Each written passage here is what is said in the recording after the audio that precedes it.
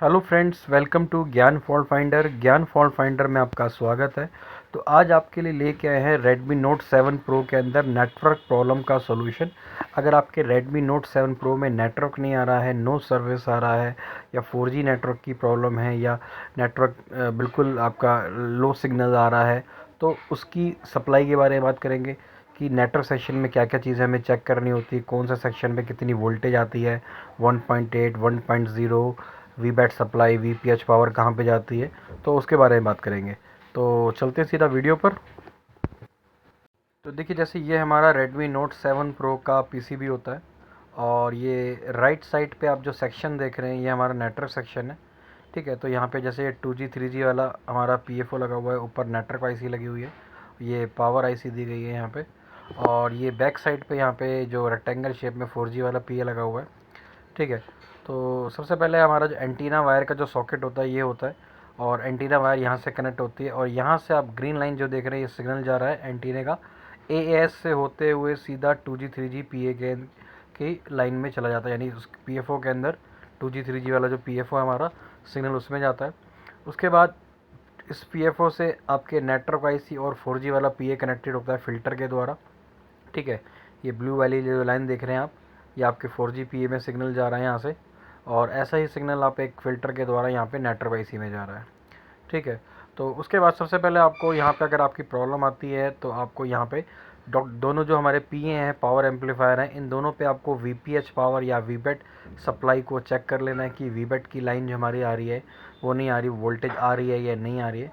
ठीक है, तो ये हमारी जहाँ पे पावर आईसी दे रखी है चार्ज, और चार्जिंग आईसी दे रखी है, इसी में पावर है, इसी में चार्जिंग है आपकी। ठीक है, तो इस आईसी से आपकी सप्लाई जाती है यहाँ पे।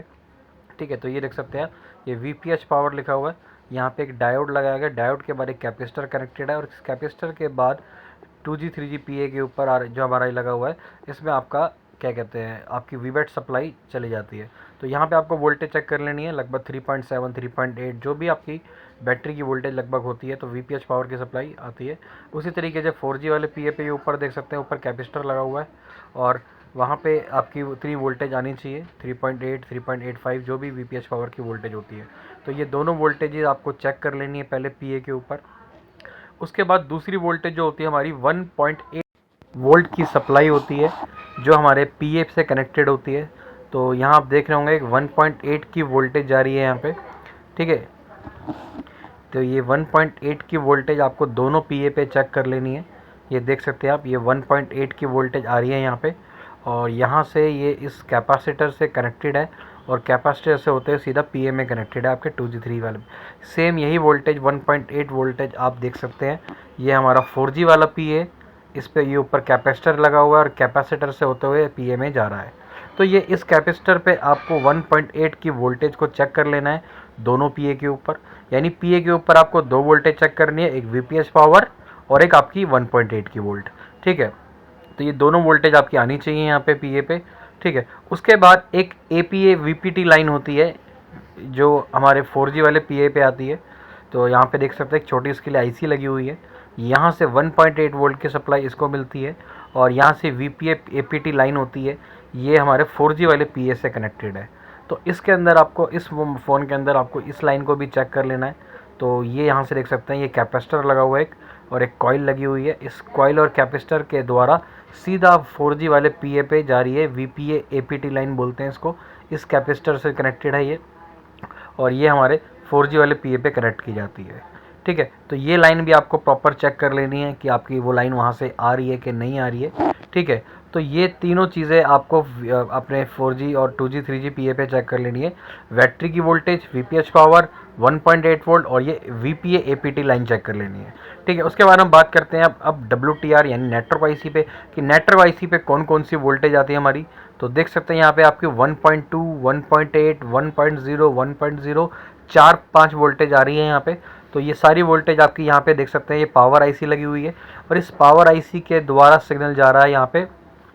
तो ये जो कितने भी जो भी नेटवर्क आईसी के साथ में राइट साइड पर आप कैपेसिटर्स देख रहे हैं, इन सभी पे वो वोल्टेज आपको चेक कर लेनी है। फ़ोन को ऑन करने के बाद सिम डालेंगे आप, तो और सिम डालने के बाद आपको ये वोल्टेज चेक कर लेनी है यहाँ पे।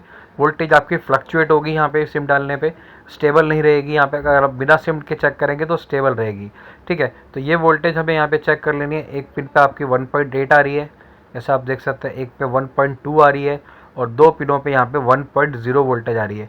तो जितनी भी ये कैपेसिटर आप देख रहे हैं यहाँ पे, इन सभी पे आपको ये वोल्टेजेस चेक कर लेनी है, ठीक है। और ये देख सकते हैं यहाँ 1.0 की वोल्टेज है यहाँ पे, ये 1 पॉइंट, हाँ ठीक है जी, 1.8, 1.2 और एक वोल्टेज आप और देख रहे होंगे यहाँ पे, ठीक है। ये देखिए, ये नीचे भी एक इसकी 1.8 की वोल्टेज आ रही है यहाँ पे, ठीक है। तो ये भी आपको चेक कर लेनी है यहाँ पे 1.8 की वोल्टेज इस कैपेसिटर पे। इस कैपेसिटर से भी आपकी 1.8 वोल्टेज निकलेगी यहाँ पे, ठीक है। तो ये टोटल 5 वोल्टेज आपकी नेटवर्क आईसी पे आएंगी। दो ऊपर 1.8 है, एक 1.2 है, एक 1.0, एक 1.0 और एक नीचे वाले कैपेसिटर पे भी यहाँ पे एक 1.8 की वोल्टेज आएगी। तो ये पाँचों की पाँचों वोल्टेज आपको WTR पे चेक कर लेनी होंगी। अगर आपकी ये वोल्टेज नहीं आ रही है, नहीं बन रही है, तो ये प्रॉब्लम आपकी सप्लाई की भी हो सकती है, पावर आईसी से भी दिक्कत होती है। बाकी ज़्यादातर देखा जाता है कि ये प्रॉब्लम जो होती है, वोल्टेज हमारी नहीं जनरेट होती है, तो ये नेटवर्क आईसी की भी प्रॉब्लम होती है, WTR आईसी के वजह से भी ये प्रॉब्लम होती है। तो उस कंडीशन में हमें WTR आईसी चेंज करनी पड़ती है यहाँ पे। या फिर अगर फ़ोन में 4G नेटवर्क का इशू आ रहा है तो आपको 4G वाला PA भी चेंज करना पड़ सकता है यहाँ पे। अगर आपकी सारी वोल्टेज, सारे सिग्नल आपके ओके रहे हैं, मतलब ओके बन रहे हैं, तो आपके सारी वोल्टेजेस बन रही हैं, तो आपको फिर ये PA को आपको चेंज करना पड़ेगा और ये, या फिर WTR आईसी को चेंज करना पड़ेगा।